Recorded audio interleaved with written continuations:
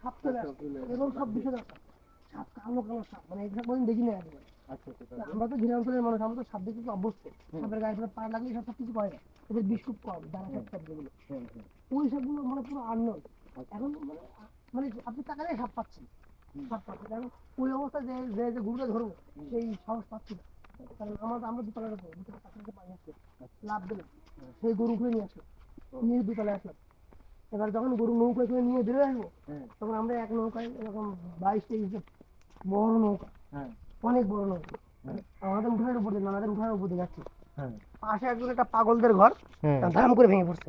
আচ্ছা, আমাদের নৌকাটা 1 সেকেন্ড থাকলে হয়তো আমাদের গায়ে পড়তে পারছে, পুরোটাই আমাদের গায়ে ওই রাইতে বেলা, আরেকটা রাইতে বেলা তো দুর্দান্ত একটা তার মানে স্যার এই যে মাটির যে ঘরগুলো, এই ঘরগুলো পানিতে এলে কাদার মতো নরম হয়ে যায় একদম নিচে, কারণ ওই পানিটা তো আপনার 12-13 ঘন্টা পানিটা স্টে করতে 12-13 ঘন্টা।